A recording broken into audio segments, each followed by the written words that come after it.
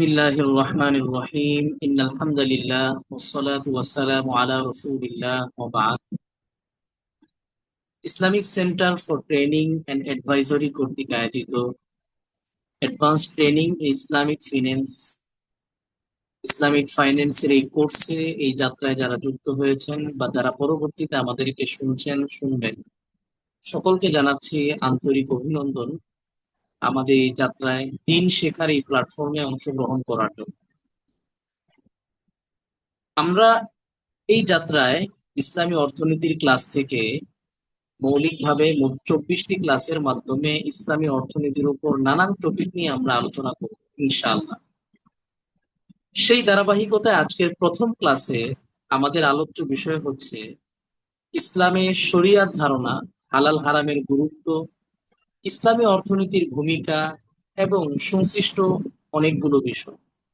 আমরা আজকের ক্লাসটি যেহেতু একটি মৌলিক ক্লাস, ইসলামী অর্থনীতি সম্পর্কে জানবো, হালাল হারাম সম্পর্কে জানবো এবং সংশ্লিষ্ট কিছু শব্দ দ্বীন, শরীয়ত, ফিকহ, মাকাসিদে শরিয়া ইত্যাদি বিষয় আমরা জানার চেষ্টা করব ইনশাআল্লাহ। সেই সঙ্গে ইসলামী অর্থনীতির পরিধি কতটুকু, ইসলামী অর্থনীতি বলতে কি বোঝায়, বা ইসলামী অর্থনীতির সঙ্গে সংশ্লিষ্ট কি কি শব্দ আছে, আরো কি কি বিষয় রয়েছে, সেটাও আমরা জানার চেষ্টা করব ইনশাআল্লাহ। একই সাথে চলমান বিশ্বে ইসলামী অর্থনীতি নিয়ে কাজ করছেন এমন প্রতিষ্ঠান কোথায় আছে এবং এই প্রতিষ্ঠানগুলোর পরিচিতি কি, সেটাও ইনশাল্লাহ আমরা জানার চেষ্টা করব।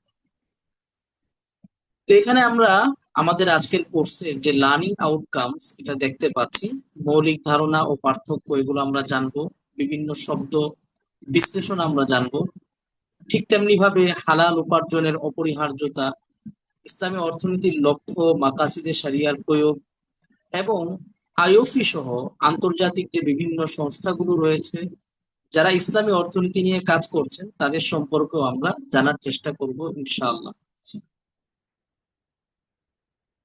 প্রথমেই আমরা যদি আসি একেবারে গোড়া থেকে, যদি আমরা একটু আলোচনা করি যে ইসলাম কি বা কেন, ইসলাম শব্দের মূল মর্ম বা তাৎপর্যই বা কি,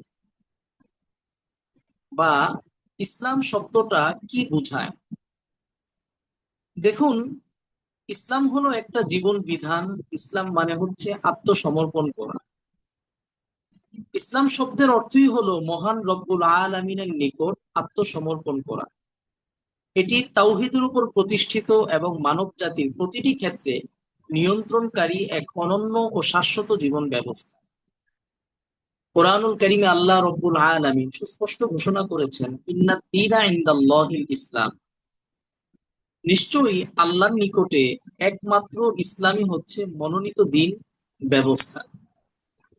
ইসলাম যখন আমাদের জন্য আবশ্যক, বা ইসলাম গ্রহণ করা যখন আবশ্যক, বা ইসলাম মেনে চলা যখন আমাদের জন্য অপরিহার্য, তখন আমাদেরকে অবশ্যই জানতে হবে যে ইসলাম আমাদের কাছে কি চায়, বা কি কি বিষয় ইসলাম আমাদের উপর অপরিহার্য করেছে, ইসলামের বিধানগুলো কি, ইসলামের নিয়ম নীতি কি, রূপরেখা কি, সিস্টেম কি, সব বিষয় আমাদেরকে জানতে হবে। তো মূলত ইসলাম শব্দ যা বোঝায় সেটা হলো ইসলাম একটা জীবন বিধানকে বোঝায়, যার মধ্যে গোটা জীবন সংশ্লিষ্ট, মানুষের জীবন ঘনিষ্ঠ যে বিধানাবলী রয়েছে এটা ইসলামে বলা আছে। আর ইসলাম মানে হচ্ছে আল্লাহর জন্য আত্মসমর্পণ করা, দ্বীনের জন্য আত্মসমর্পণ করা, এবং নিজেকে পরকালের জন্য এবং ইহকাল ও পরকালের কল্যাণ নিশ্চিত করার জন্য আত্মসমর্পণ করা। আচ্ছা, এবার আমরা আসি দ্বীন, শরিয়া ও ফিকহের পরিচয়। দেখুন, দ্বীন শব্দটি এটা নিয়ে আমরা একটু বিশ্লেষণ করি। দ্বীন শব্দ, এটার পরিচয় কি, বা দ্বীন কাকে বলে। একটা তো হচ্ছে দিন মানে দিনের আলো, যেটা দিবসকে বোঝায়। আরেকটা হলো দিন, আরবিতে দাল ইয়া নুন দিন, বা ইংরেজি উচ্চারণটা আমরা এখানে দেখতে পাচ্ছি দিন। দিন মানে কিন্তু ধর্ম না। আমাদের অনেকের ধারণা যে দিন মানে হচ্ছে ধর্ম, ইসলাম একটা ধর্ম। আসলে ইসলামকে ধর্ম বলে ব্যাখ্যা করা যে ইসলাম একটা ধর্ম, এটা ইসলামের একটা খণ্ডিত উপস্থাপন। পূর্ণাঙ্গ উপস্থাপন হচ্ছে ইসলাম হলো একটি দিন ব্যবস্থাপনা। দিন মানে কি? দিন মানে হচ্ছে একটা পূর্ণাঙ্গ জীবন ব্যবস্থা, যাতে মানুষের আকীদা, ইবাদত, আখলাক, মুআমালাত, পারিবারিক আইন, রাষ্ট্রনীতি সব অন্তর্ভুক্ত রয়েছে। পৃথিবীতে তো আরো অনেক ধর্ম আছে আপনার, বৌদ্ধ, খ্রিস্টান, হিন্দু, এছাড়াও হাজার হাজার ধর্ম, সংস্কৃতি, পথ পৃথিবীতে রয়েছে, মত রয়েছে। সবগুলোর সঙ্গে ইসলামের পার্থক্য হচ্ছে ইসলাম হলো একটি পরিপূর্ণ দিন ব্যবস্থা। এজন্য আমরা ইসলামকে কখনো ধর্ম না বলে দিন বলে আখ্যায়িত করব। এরপরে আরেকটা শব্দ দেখেন, শরিয়া। শরিয়াতুন শব্দের অর্থ কি? আমরা সব জায়গায় শুনি শরিয়া, এই ব্যাংকটা কি শরিয়া মোতাবেক পরিচালিত, বা শরীয়ত এটা বলে, শরীয়ত ওটা বলে। এই শরীয়ত বা শরিয়া মানে কি? আমরা দেখতে পাচ্ছি যে সরাসরি আল্লাহ এবং রাসূল সাল্লাল্লাহু আলাইহি ওয়াসাল্লাম প্রদত্ত ঐশী আইনি যে কাঠামো রয়েছে, যেটা অপরিবর্তনীয়, অপরিবর্তনশীল, সেটাই হচ্ছে শরিয়া। আমার কথা বুঝতে পারতেছেন সবাই? একটু জানাবেন, মাইক্রোফোন অন করুন। এই কথা শোনা যাচ্ছে হুজুর? জি, জাযাকাল্লাহ খাইর। জি। এরপরে আসেন, শরিয়া মানে কি? যেটা অপরিবর্তনীয়, যেটা কখনো পরিবর্তন হবে না। ফিকহ মানে কি? আমরা তো ফিকুল মুআমালাত সম্পর্কে জানবো। ফিকহ মানে কি? আমরা যে শুনি যে ফিকহ শাস্ত্র, এই ফিকহ মানে কি? ফিকহ মানে হলো শরিয়ার বিস্তারিত বিধানাবলী, কোরআন ও সুন্নাহর গভীর বিশ্লেষণ ও ইজতিহাদের মাধ্যমে মানুষের বোধগম্য রূপদান। ফিকহ মানে হলো যেটা একটু বিশ্লেষণ সাপেক্ষ, কোরআন ও সুন্নাহ থেকে যেটাকে বিশ্লেষণ করা হয়েছে, এবং এই বিশ্লেষণটা কিন্তু পরিবর্তনশীল। কোরআন ও সুন্নাহ থেকে যেই মাসআলা উদ্ঘাটন করা হয়েছে এটা পরিবর্তনশীল। মাসআলা উদ্ঘাটনের ক্ষেত্রে মত পার্থক্য হতে পারে, মাসআলা উদ্ঘাটনের ক্ষেত্রে পরিবর্তন তারতম্য হতে পারে। ফিক এটা রব্বুল আলামিন দান করেছেন কেন? ফিক মানে হচ্ছে যেটা যুগের সমস্যার যে সমাধান, সেটা ফিকের মধ্যে পাওয়া যাবে। এবং এই ফিক বা ফতোয়া নিয়ে যারা কাজ করবেন, এই সংশ্লিষ্ট যারা হবেন, তারা মূলত কোরআন সুন্নাহ উদ্ঘাটন করে যুগ সমস্যার যে সমাধান রয়েছে সেটা উম্মাহর সামনে পেশ করবে। তো দেখুন, অনেক সময় প্রশ্ন আসতে পারে যে কোরআন সুন্নাহ থাকার পরে ফিকহের প্রয়োজনীয়তা কি? কোরআন এবং সুন্নাহ থাকার পরেও ফিকহের প্রয়োজনীয়তা আছে বটেই। যুগ যুগ ধরে ফকিহগণ, ফিকহ বিশ্লেষকগণ হাজার হাজার লক্ষ লক্ষ কিতাব রচনা করেছে।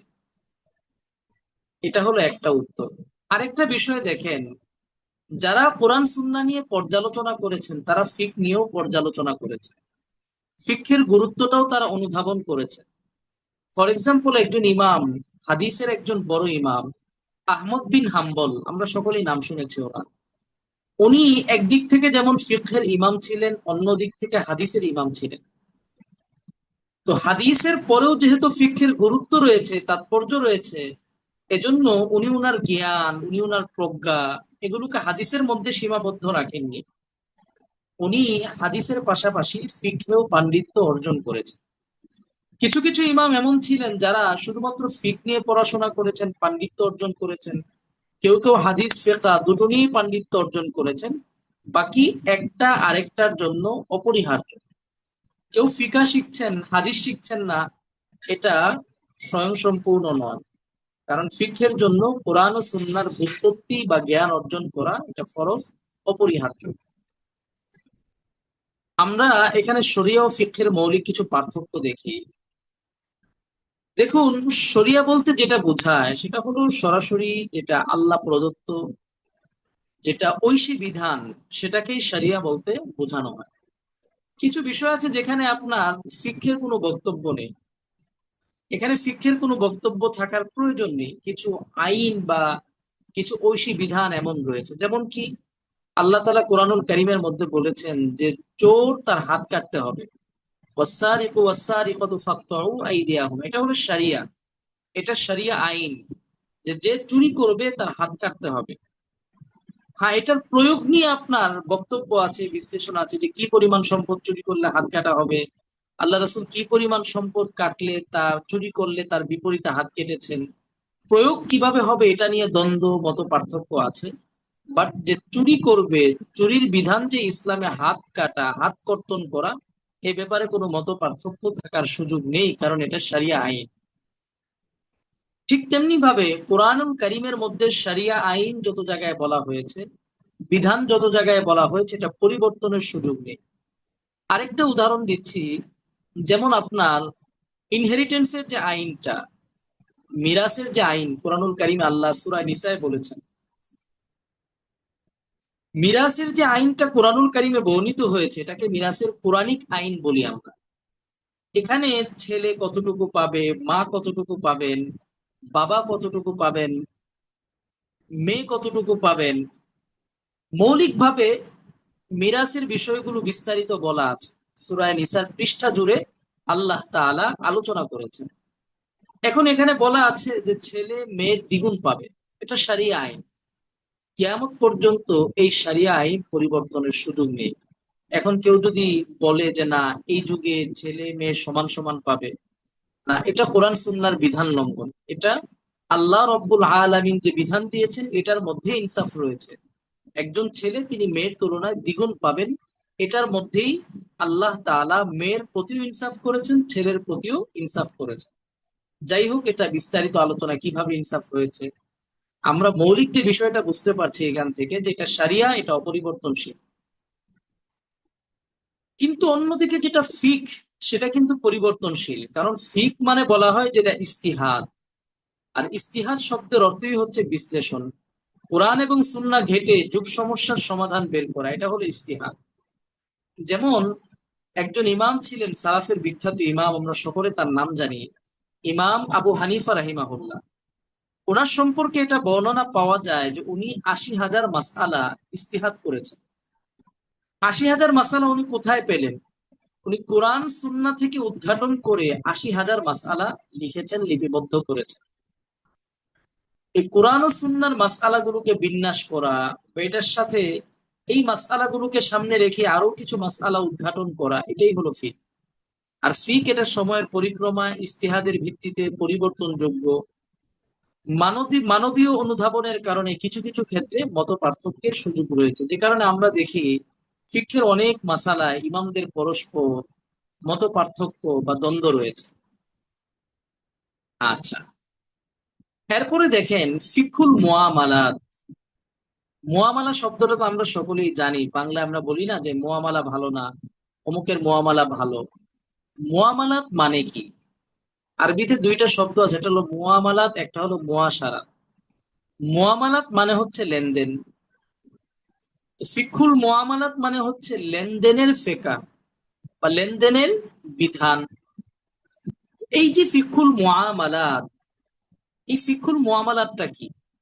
আমরা এই কোর্সে বা আমাদের এই অ্যাডভান্স ট্রেনিং প্রোগ্রামে আমরা যেটা শিখবো, সেটা হচ্ছে ফিকহুল মুআমালাত। এই ফিকহুল মুআমালাতের পরিধি কি, এটা আমরা কেন শিখবো, এবং আপনার এটার মূল উপাদানগুলো কি কি, কি কি বিষয় এখানে আমরা শিখবো। আচ্ছা, প্রথমে দেখেন উপাদান কি। ফিকহুল মুআমালাতের মধ্যে ক্রয় বিক্রয় আছে। আমরা দৈনন্দিন যে ক্রয় বিক্রয় করি, ব্যবসা করি, আধুনিক যে ব্যাংকিং ব্যবস্থাপনা রয়েছে, পুঁজি বাজার, বিনিয়োগ, শরিকানা চুক্তি, ভাড়া, ঋণ, আমানত, কোম্পানি আইন, তাকাফুল, বীমা, ওয়াকফ, যাকাত, উত্তরাধিকার আইন, সব এই ফিকহুল মুআমালাতের অন্তর্ভুক্ত। এখন সবই কি আমরা কোর্সে শিখবো? এখানে যা আছে মৌলিকভাবে সব বিষয় হয়তো নেই, অধিকাংশ যে বিষয়গুলো আমাদের ইসলামিক ইকোনমিক্স এর সাথে সংশ্লিষ্ট, সেগুলো আমরা এখানে আলোচনা করব। কিছু কিছু বিষয় আছে যেগুলো হয়তো সংশ্লিষ্ট না সরাসরি, যেমন জাকাত আছে, উত্তরাধিকার আইন আছে। এইসব বিষয় আমাদের পৃথক কোর্স বা আলাদা কোর্সের ঘোষণা হয়তো আসতে পারে, তখন আমরা এগুলো শিখতে পারবো। এর বাইরে আপনার তাকাফুল, ঋণ, আমানত, বীমা, ভাড়া, পুঁজিবাজার, আধুনিক ব্যাংকিং, সব বিষয়গুলো আমাদের বিদ্যমান কোর্সের আলোচনা আসবে ইনশাআল্লাহ। এখন আসি আমরা কেন আমরা এটি শিখব। মানুষের দৈনন্দিন আর্থিক লেনদেন এর অন্তর্ভুক্ত। দেখেন, আমরা দৈনন্দিন ব্যবসা করছি, দৈনন্দিন আমরা ব্যাংকিং করছি, বিকাশে লেনদেন করছি, নগদে লেনদেন করছি, পুঁজিবাজারে আমরা বিনিয়োগ করছি, বিভিন্ন পার্টনারশিপ বিজনেসে আমরা যাচ্ছি। আমরা কি কোনো একটা দিন লেনদেনের বাইরে থাকতে পারি? ইম্পসিবল, এটা সম্ভব না। আমাদেরকে সবসময় লেনদেনের ভেতরেই থাকতে হয়। এটা খুবই সিম্পল। আমরা দৈনিক আমরা দৈনিক যে আপনার লেনদেন করি, আফওয়ান, স্লাইডটা সরে গিয়েছে। আমরা দৈনিক যে কেনাকাটা করি, বাজার করি, সদাই করি, বিভিন্ন পেমেন্ট করি, অনলাইনে বিভিন্ন লেনদেন করি, কেনাকাটা করি, জব করি, চাকরি করি, সব কিছু ফিকহুল মুআমালাতের অন্তর্ভুক্ত। আচ্ছা, এবার একটা প্রশ্ন থেকে আমরা উত্তরটা জানি, সেটা হচ্ছে ফিকহুল মুআমালাতটা কতটা গুরুত্বপূর্ণ। দেখেন, আমাদের জীবনের প্রায় পুরোটা অংশ জুড়েই কিন্তু লেনদেন। আমরা যে দৈনিক ৫ ওয়াক্ত নামাজ পড়ি, ৫ ওয়াক্ত নামাজের জন্য ঠিক কত ঘন্টা সময় লাগে, কেউ বলতে পারবেন? 1 থেকে 1.5 ঘন্টা। ১ থেকে সোয়া ১ ঘন্টা, মাশাআল্লাহ। এরপরে আমরা ৬ থেকে ৭ ঘন্টা হয়তো ঘুমাই। তো এই ৮ ঘন্টা সময় বাদ দিলে বাকি ১৬ ঘন্টা সময় আমরা কি করি? আমরা বাইরে যাই, কেনাকাটা করি, জব করি, চাকরি করি, ব্যবসা করি। তাহলে আমরা দেখতে পাবো দিনের অধিকাংশ সময় জুড়ে আমরা লেনদেনের সাথে সম্পৃক্ত। অথচ এই লেনদেনের যে মাসআলাগুলো রয়েছে, যে শরিয়া বিধানগুলো রয়েছে, সেগুলো আমরা জানি না। আমরা ছোটবেলায় যেমন কায়দা আমপারা পড়েছি, ছোটবেলায় আমরা দৈনন্দিন জীবনের মাসআলা দোয়া শিখেছি, কিছু সূরা শিখেছি আমরা, নামাজ যেন আমরা পড়তে পারি। কিন্তু সেই শৈশবে কিন্তু আমাদের আর্থিক লেনদেন, এটার যে মাসআলা রয়েছে, সেটা শেখানো হয়নি। হ্যাঁ, এতটুকু শিখেছি আমাদেরকে সৎ থাকতে হবে, বিশ্বস্ত হতে হবে, সততার সঙ্গে লেনদেন করতে হবে। কিন্তু এটার বিস্তারিত ক্রাইটেরিয়া, বৈশিষ্ট্য, কিভাবে, টোটাল বিষয়টা আমাদেরকে শেখানো হয় না। যে কারণে এজ এ মুসলিম, যেখানে আমাদের লেনদেন হওয়া দরকার, সারা বিশ্বের কাছে আদর্শ, লেনদেনের ক্ষেত্রে আমরা আদর্শ হতে পারিনি কেন? কারণ এই বিষয়টা আমরা কখনোই শিখবো বলে এটাকে গুরুত্ব দেইনি, যেমনটা গুরুত্ব দিয়েছি নামাজকে, রোজাকে, হজকে। ঠিক তেমন আমরা লেনদেনকে গুরুত্ব দিতে পারিনি। অথচ নামাজ পড়া যেমন ফরজ, লেনদেন সঠিকভাবে করা, শরিয়া অনুযায়ী করা, এটাও একটা ফরজ বিধান। আচ্ছা, এবার আমরা আসি তাকওয়া। আচ্ছা, তাকওয়া শব্দের অর্থ কি বলেন তো কেউ? তাকওয়া মানে কি? আল্লাহ ভীতি, এখানে লেখাই আছে আল্লাহ ভীতি। এটা সবাই জানি আমরা। অনেক তাকওয়ার বয়ান আমরা শুনেছি, তাকওয়ার আলোচনা আমরা শুনেছি, বিভিন্ন মাহফিলে আলোচনা শুনেছি, জুমার বয়ানে শুনেছি। তাকওয়া মানে হলো আল্লাহ ভীতি। অথবা তাকওয়ার আরেকটা অর্থ যদি আমরা বলি, আল্লাহর দেয়া যাবতীয় আদেশ নিষেধ কঠোরভাবে মেনে চলা। এটার সঙ্গে আপনার ব্যবসা বা ফিন্যান্সের সম্পর্কটা কি? অর্থনীতির ক্ষেত্রে অর্থনীতির প্রধান স্তম্ভ বা চালিকা শক্তিই হচ্ছে তাকওয়া। কখনো কিন্তু আমরা বিষয়টা ওইভাবে খেয়াল করি নাই, বা বিষয়টাকে অ্যালাইন করার চেষ্টা করি নাই, যে তাকওয়ার সঙ্গে অর্থনীতির কি সম্পর্ক। তাকওয়া ছাড়া কি অর্থনীতি হতে পারে আপনার? একটা অর্থনীতির ভিত কি তাকওয়া ছাড়া দাঁড়াতে পারে? পারে না। কারণ অর্থনীতি এমন একটি নীতি যেখানে সততা এবং বিশ্বস্ততার প্রয়োজন সবচেয়ে বেশি। কারণ এখানে দুর্নীতি হয় সবচেয়ে বেশি, খেয়ানত হয় সবচেয়ে বেশি, ত্রুটি হয় সবচেয়ে বেশি। এখানেই তো আপনার তাকওয়ার প্রমাণ দিতে হবে। অথচ বিষয়টা আমরা কখনোই এভাবে বুঝার বা বোধগম্য হয়নি আমাদের। দেখেন, একজন ব্যবসায়ীকে সৎ হতে হবে। আমরা অনেক হাদিস শুনেছি যে সৎ ব্যবসায়ী নবীদের সাথে হাসরে যাবে, জান্নাতে যাবেন, নবীদের সঙ্গে তার হাসর হবে, সত্যবাদীদের সঙ্গে তার হাসর হবে, শহীদদের সঙ্গে তার হাসর হবে। আমরা অনেক হাদিস জানি, শুনেছি। বাকি একজন সৎ ব্যবসায়ীকে সৎ হতে হলে তাকে কিভাবে তার ব্যবসা পরিচালনা করতে হবে সেটা আমরা কখনো শিখি না। যে কারণে দেখা যায় একজন ব্যবসায়ী সৎ মানুষ, নামাজ পড়েন, রোজা রাখেন, হজ করেন, জাকাতও দেন, বাট তিনি সুদী ব্যাংকের সাথে সম্পৃক্ত। সুদী ব্যাংক থেকে তিনি লোন নিয়েছেন, নিয়মিত সুদ আদায় করছেন। অথচ সুদ ভিত্তিক লোন নেয়া এটা যে একটা অন্যায়, তিনি হয়তো জানেন না। ব্যাংকের কথা বাদ দিলাম, অনেক লোকাল ব্যবসায়ীরা আছে যারা লোকাল বিভিন্ন মাধ্যম থেকে সুদী লোন নেয়। তার ব্যবসায় তিনি অনেক ধরনের ত্রুটি করছেন, যেটা হয়তো তিনি জানেন না। তিনি কিস্তিতে পণ্যের মূল্য বেশি রাখছেন, এটা ঠিক আছে, বাট কিস্তিতে তিনি পণ্য বিক্রি করার ক্ষেত্রে কাস্টমার যথাসময়ে পেমেন্ট না করলে পণ্যের দাম বাড়িয়ে দিচ্ছেন। তিনি হয়তো জানেন না যে এটা মাসআলাগত ভাবে জায়েজ নেই। আমাদের আলোচনা হবে সামনে। এরকম অনেক লেনদেন আছে যে লেনদেনগুলো সঠিকভাবে না করার কারণে তার ব্যবসায় বিভিন্ন ধরনের সমস্যা এবং ত্রুটি ঢুকে যাচ্ছে। তো আমরা যেটা জানতে পারলাম বা যেটা বুঝতে পারলাম, অনুধাবন করতে পারলাম, যে তাকওয়া এটা ব্যবসা বা ফিন্যান্সের জন্য একটা অপরিহার্য অপরিহার্য বিষয়। এটা ছাড়া একটা ব্যবসা বা একটা ইকোনমিক্স, অর্থনীতি এটা চলতে পারে না। এবার আমরা আসি হালাল হারামের প্রভাব। এটা আমাদের আলোচনা হয়েছে ওরিয়েন্টেশন ক্লাসে, যে একটা হালাল উপার্জনের বরকত কি, দোয়া কবুল হয়, রিজিক ও আত্মিক জীবনে অনাবিল বরকত আসে, পরিবারে শান্তি ও সমাজে অর্থনৈতিক ন্যায় বিচার প্রতিষ্ঠিত হয়। অন্যদিকে হারাম, হারামের কারণে আমাদের দোয়াই কবুল হয় না, অথচ আমাদের কত অভিযোগ আমাদের দোয়া কেন কবুল হচ্ছে না। একটু যদি আমরা যাচাই করে দেখি, হয়তো দেখবো যে আমাদের ইনকামে কোনো হারাম আছে। মানসিক অশান্তি সৃষ্টি হয় এবং জীবন থেকে বরকত পর্যন্ত চলে যায়। দুনিয়াতে লাঞ্ছনা, আখিরাতে কঠিন অগ্নিকুণ্ড শাস্তির সম্মুখীন হতে হয়। আমরা গত ওরিয়েন্টেশন ক্লাসে হালাল হারামের উপর আলোচনা করেছি। হালাল উপার্জনের বিষয়ে আল্লাহ রব্বুল আলামিনের একটি দিক নির্দেশনা, এটা জাস্ট আলোচনার উদ্দেশ্য হলো আপনাদের অ্যাটেনশন। দেখেন, এই হাদিসটার দিকে আমরা সবাই একটু মনোযোগ দিয়ে দৃষ্টি আকর্ষণ করছি আপনাদের। হাদিসে কি বলা হচ্ছে? ইন্নাল্লাহা তাইয়্যিবুন, আল্লাহ তাআলা পবিত্র। লা ইয়াকবালু ইল্লা তাইয়্যিবান, তিনি পবিত্র, হালাল বস্তু ছাড়া অন্য কিছু গ্রহণ করেন না। মানে তিনি যা গ্রহণ করেন না তা যদি আমরা তাকে দেই তাহলে হবে? হবে না। কেউ যদি হারাম উপার্জন করেন তাহলে তার দান কবুল হবে না, আল্লাহ গ্রহণ করবেন না। কেউ যদি হারাম উপার্জন করেন তার নামাজ কবুল হবে না, কেন? আল্লাহ গ্রহণ করবেন না। কেউ যদি হারাম উপার্জন করেন তার রোজা কবুল হবে না, কেন কবুল হবে না? আল্লাহ তাআলা গ্রহণ করবেন না। কেউ যদি হারাম উপার্জন করেন তার হজ কবুল হবে না, কেন হবে না? আল্লাহ তাআলা গ্রহণ করবেন না। মোট কথা হলো, হালাল উপার্জন হচ্ছে একটা দ্বীনি ইবাদত। একজন মানুষ এজ এ মুসলিম যত ইবাদত করবে, যত বন্দিগি করবে, যত জিকির করবে, যত নামাজ পড়বে, সব ইবাদতের মূল মানদণ্ড নির্ণীত হবে হালাল উপার্জনের মাধ্যমে। অথচ এই হালাল নিয়ে, হালাল উপার্জন নিয়ে আমাদের আলোচনা কম, আমাদের সেমিনার কম, আমাদের পর্যালোচনা কম, আমাদের বয়ান কম। যে কারণে আমরা এই কোর্সের আয়োজন করেছি, যেন আমরা এখান থেকে শিখতে পারি কিভাবে আমরা হালাল উপার্জন করব, কিভাবে আমাদের উপার্জন হালাল হবে, এবং কিভাবে আমরা হারাম থেকে বেঁচে থাকতে পারবো। এবার আসেন, ইসলামী অর্থনীতি এটা কি? What is Islamic economics?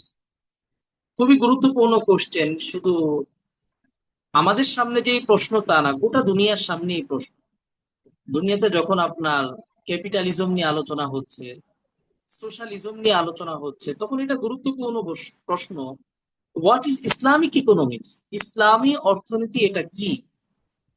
এটার লক্ষ্যই বা কি? এটার ডেফিনিশনই বা কি? বা এটার সঙ্গে ক্যাপিটালিজম, সোশ্যালিজমের পার্থক্য কি?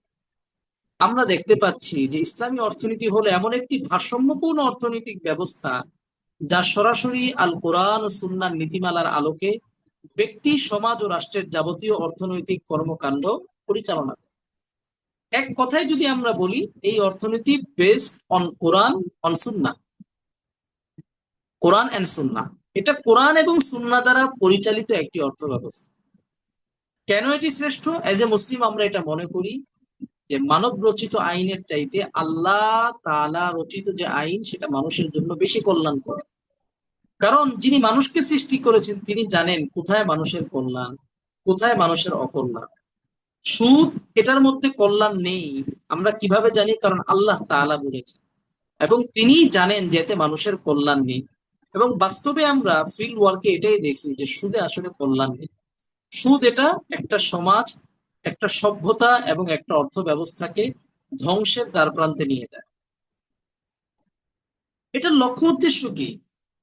ইসলামী অর্থ ব্যবস্থা শুধুমাত্র ইহকালীন কোনো লক্ষ্য উদ্দেশ্য নিয়ে এটা আসেনি, বরং দুনিয়ায় শান্তি ও পরকালীন মুক্তির উদ্দেশ্যে এখানে অর্থনৈতিক কর্মকাণ্ড পরিচালিত হয়। ইসলামী অর্থ ব্যবস্থা যখন কাউকে ইনসাফ করার কথা বলে, ন্যায়ের কথা বলে, তখন সে তাকে বলে তুমি যদি ন্যায় করো, ইনসাফ করো, এটার প্রতিদান তুমি দুনিয়াতেও পাবে, আখিরাতেও পাবে।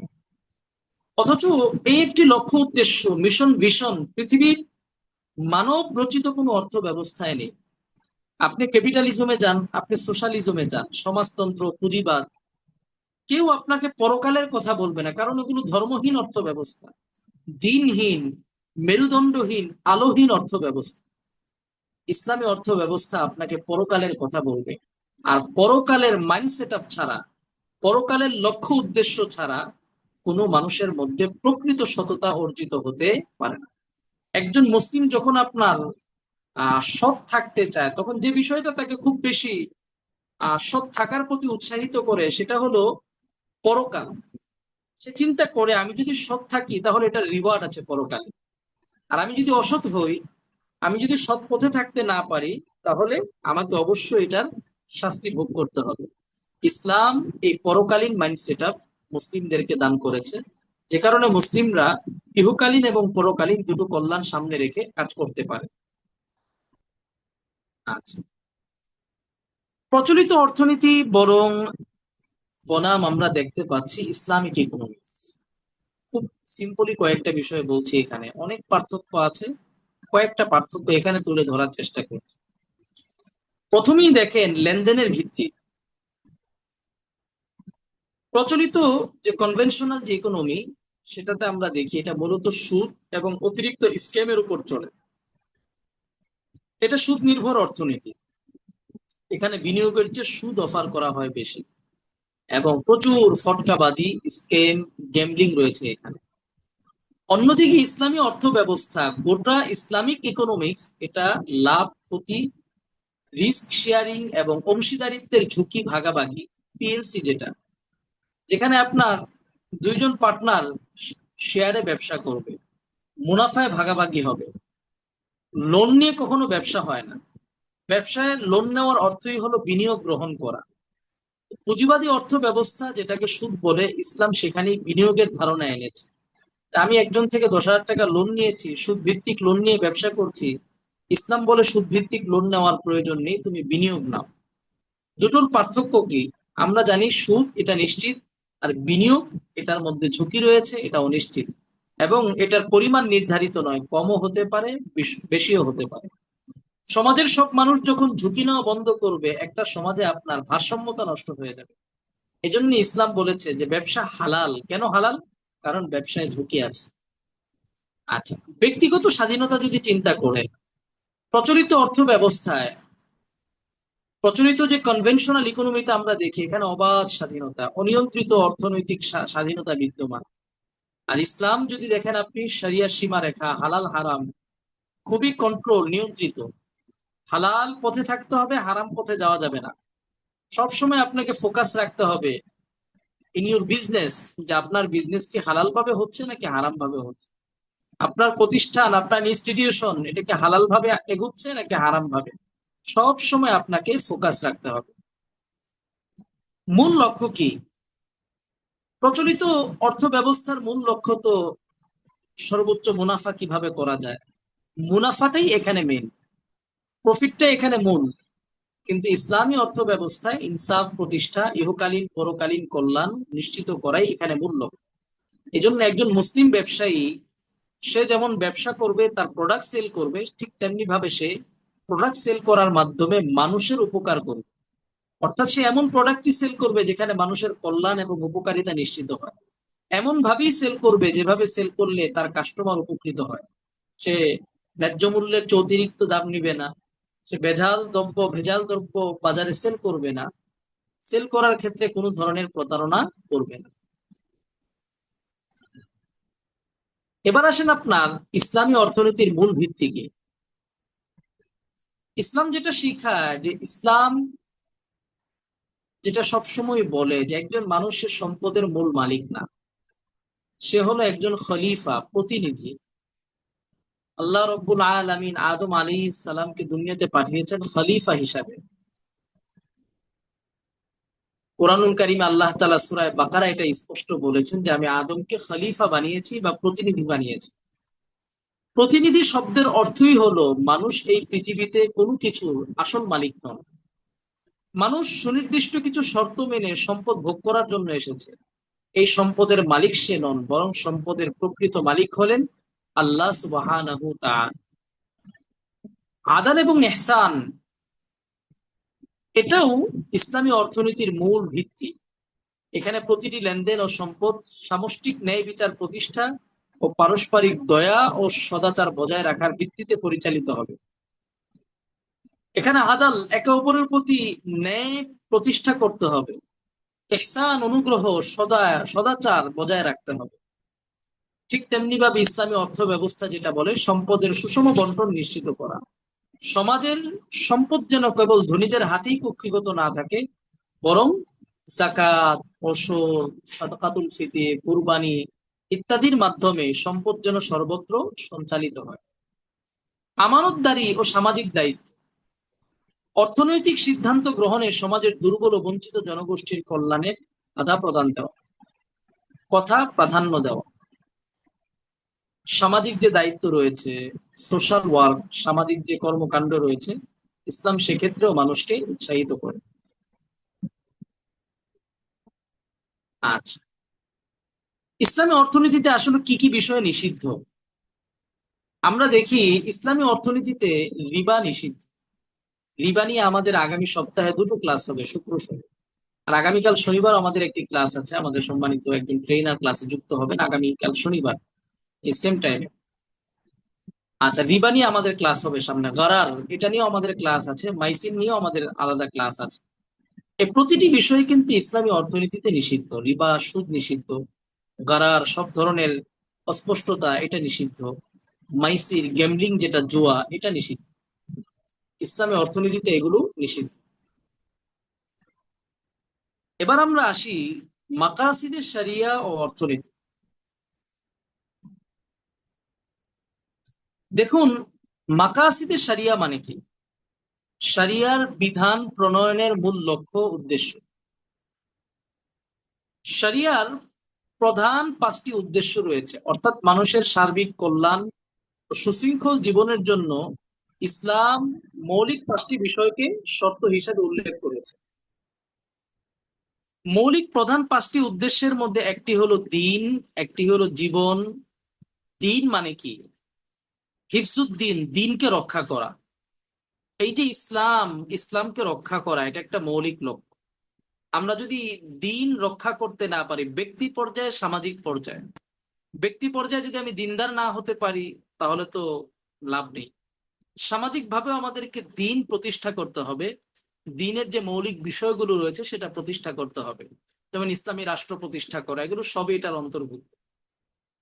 দুই নাম্বার দেখেন জীবন, মানে জীবনের সুরক্ষা নিশ্চিত করা। হিফদুল নাসল, জীবনের সুরক্ষা। হিফজুল হায়াত, জীবনের সুরক্ষা নিশ্চিত করা। যে কারণে ইসলামে আপনার আত্মহত্যা এটা নিষিদ্ধ। কেউ যদি আত্মহত্যা করে সে কবিরা গুনাহগার হবে, তাকে এটার কঠিন শাস্তি পেতে হবে পরকালে। ইসলামে আত্মহত্যা এটা কঠোরভাবে নিষিদ্ধ। ঠিক তেমনি ভাবে হিফজুল আকাল, বুদ্ধি সংরক্ষণ করা। হিফজুল নাসাল, বংশধারা রক্ষা করা। পাঁচ নাম্বার যেটা সম্পদ সংরক্ষণ। এই পাঁচটা হলো আপনার শরিয়ার প্রতিটি বিধান প্রণয়নের মৌলিক উদ্দেশ্য। দিন সংরক্ষণ করা, জীবন সংরক্ষণ করা, মানুষের বুদ্ধি বিবেককে হেফাজত করা, বংশধারা রক্ষা করা, ঠিক তেমনি ভাবে সম্পদকে হেফাজত করা। প্রতিটা বিষয়ে বিস্তারিত আলোচনা আছে। মাকাসিদে শরিয়া বিষয়ে আলাদা ক্লাসের প্রয়োজন, যদিও আমাদের এই কোর্সে সুযোগ নেই। কখনো সম্ভব হলে এই বিষয়ে আলাদা সেমিনারে আলোচনা করবো ইনশাল্লাহ। আলাদা কোনো ওয়েবিনার বা অনলাইন কোনো প্রোগ্রামে আলোচনা করব। এখানে আমরা যেটা জানবো সেটা হলো এটার সঙ্গে, এই মাকাসিদে শরিয়ার সঙ্গে অর্থনৈতিক সংযোগটা কোথায়। ইসলামী অর্থনীতির প্রত্যক্ষ লক্ষ্য হলো সমাজের সকল মানুষের সম্পদ হরণ থেকে রক্ষা করা, মানে মানুষের সম্পদ যেন হেফাজত হয় এবং বৈধভাবে তা বৃদ্ধির মাধ্যমে মানবীয় কল্যাণ বা মাসলাহা প্রতিষ্ঠা করা। একদিক থেকে মানুষের সম্পদ রক্ষা করা, এটা ইসলামী অর্থনীতির লক্ষ্য। অন্যদিক থেকে এটা বৃদ্ধির কৌশল বলে দেয়, এটাও ইসলামী অর্থনীতি। অতএব সম্পদ রক্ষা করতে হলে রিবা থেকে বাঁচতে হবে, সম্পদ রক্ষা করতে হলে অস্পষ্টতা, গারারযুক্ত লেনদেন থেকে বাঁচতে হবে, গ্যাম্বলিং বা জুয়া থেকে বাঁচতে হবে। আমরা জানি এগুলোর মাধ্যমে সম্পদ বেহাত হয়ে যায়। ঠিক তেমনি ভাবে সম্পদ বৃদ্ধি করতে হলে আপনার ব্যবসায়িক কলা কৌশলে আসতে হবে, ব্যবসার মাধ্যমে সম্পদকে বৃদ্ধি করতে হবে। সম্পদ বৃদ্ধি করার আদি, টেকসই এবং ইসলাম সম্মত উপায় হচ্ছে ব্যবসা। আচ্ছা,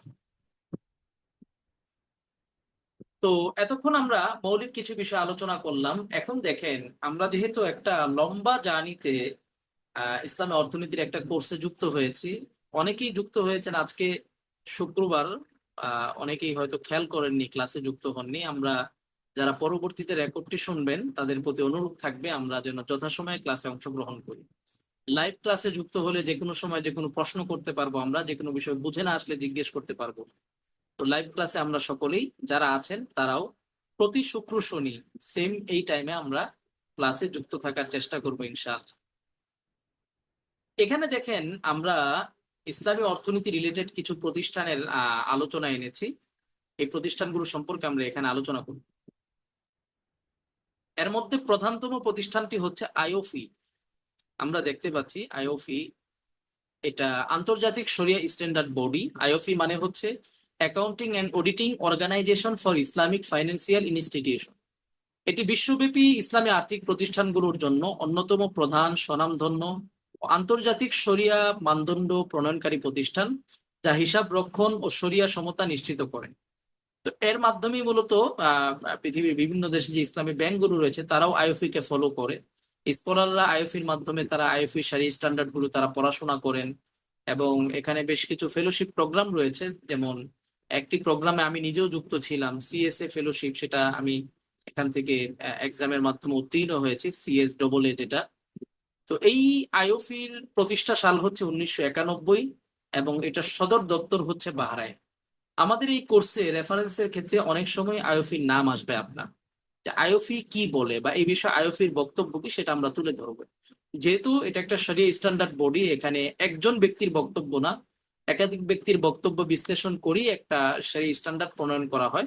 এজন্য আপনার ফিকহুল মুআমালাতের ক্ষেত্রেও আইওফির যে কোনো রেফারেন্স, এটার আপনার এটার গুরুত্ব, তাৎপর্য বা এটার ভ্যালু অনেক বেশি।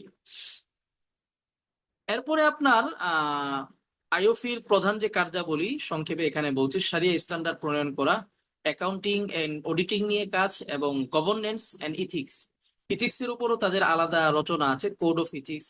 গভর্নেন্স নিয়েও তাদের আলাদা রচনা আছে। আপনার ঠিক তেমনি ভাবে অ্যাকাউন্টিং অডিটিং নিয়ে তাদের কাজ আছে। শরিয়া স্ট্যান্ডার্ড নিয়ে তাদের প্রায় 60 কিংবা 61টি শরিয়া স্ট্যান্ডার্ড ইতিমধ্যে প্রকাশিত হয়েছে, যেটার ইংরেজি, বাংলা, উর্দু, আরবি 4টি ভার্সন রয়েছে। অলরেডি এটা প্রকাশিত, আপনারা খুঁজলে পেয়ে যাবেন। আর যদি পিডিএফ চান, পিডিএফটা ইনশাল্লাহ ইংরেজি এবং আরবি এ দুটো পিডিএফ আমাদের কাছে আছে। আপনাদের যদি প্রয়োজন হয় আমরা গ্রুপে দিয়ে দিতে পারবো। আচ্ছা, শেয়ার জি করে দিয়ে দেন। দিন, জি এক জি দিয়ে জি। দিন। পিডিএফ কোনটা লাগবে আপনাদের, ইংরেজি না আরবি, কোনটা দিব? ইংরেজি ইংরেজি দিয়ে না আমাকে। আচ্ছা আচ্ছা, ঠিক আর আছে ঠিক আছে। আরবিটা দিন, আরবিটাও দিন। আচ্ছা আচ্ছা আচ্ছা, দুটোই দিয়ে দিব আমরা ইনশাল্লাহ।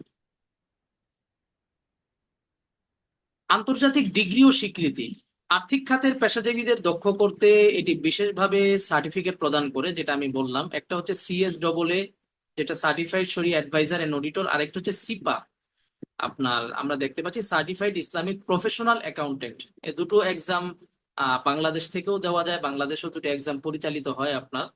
বর্তমানে সিএস ডবল এ ঠিক এই নামে না, এটার মধ্যে কিছুটা পরিবর্তন এসেছে, সেটা আমি জেনে ইনশাল্লাহ আপনাদেরকে বলবো। এর বাইরেও আরো কিছু গুরুত্বপূর্ণ প্রতিষ্ঠান আছে আপনার, আমরা দেখতে পাচ্ছি ওআইসি, আইএফএসবি, সেন্ট্রাল শরিয়া বোর্ড। বাংলাদেশেও আপনার আইএফএ কনসালটেন্সি, যেখানে আমি সিনিয়র ট্রেনার এবং বিভিন্ন পদে বিভিন্ন সময় দায়িত্ব পালন করেছি, বর্তমান সিনিয়র প্রশিক্ষক হিসাবে আছি। আইএফএ কনসালটেন্সি, এবং দেশের বাইরেও বর্তমানে দুনিয়ায় মালয়েশিয়া, পাকিস্তান এবং বাহরাইন, কাতার, সৌদি আরব প্রতিটি দেশেই ইসলামী অর্থনীতি নিয়ে কাজ করা একাধিক প্রতিষ্ঠান রয়েছে। তো আজকের ক্লাসের সারসংক্ষেপ যদি আমরা আলোচনা করি, যে আমরা যেগুলো আলোচনা করেছি: ইসলাম একটি পূর্ণাঙ্গ জীবন বিধান, ঠিক তেমনি ভাবে শরিয়া বনাম ফিকহ এটার আলোচনা করেছি আমরা। হালাল উপার্জনের অপরিহার্যতা এটা নিয়ে আলোচনা করেছি। শোষণ মুক্ত ইসলামী অর্থ ব্যবস্থা কেন প্রয়োজন, এটা কেন ইনসাফমুখী, এবং প্রচলিত অর্থ ব্যবস্থার সঙ্গে এর তারতম্য কোথায় সেটা আমরা দেখার চেষ্টা করেছি। এবং আন্তর্জাতিক যে সারি স্ট্যান্ডার্ড প্রণয়নকারী প্রতিষ্ঠান আইওফি সম্পর্কে আমরা আলোচনা করলাম। আচ্ছা, আপনাদের কোনো প্রশ্ন থাকলে একটু জিজ্ঞেস করতে পারেন। আলহামদুলিল্লাহ, আমরা আপনার আলোচনা খুব সাবলীল, সুন্দর উপস্থাপনা। আলহামদুলিল্লাহ, আপনার জন্য দোয়া করছি, নেখায়ের দান করুক আল্লাহ। আহ, আমরা চাচ্ছিলাম, সবগুলো বিষয় আলহামদুলিল্লাহ ভালো করে বুঝেছি। আমি বুঝেছি, অন্যরা কি কিরকম বুঝেছে জানি না। ওস্তাদ, আমি যেটা চাচ্ছিলাম প্রত্যেকটা স্লাইড আমাদেরকে একটু দেওয়া যাবে কিনা, গেলে আমরা আরো স্মরণ থাকবে আর কি। জি জি, প্রতিটি ক্লাস শেষেই আমাদের ক্লাসের ভিডিও এবং স্লাইড আপনাদেরকে দিয়ে দেওয়া হবে ইনশাআল্লাহ। এটা ইনশাল্লাহ।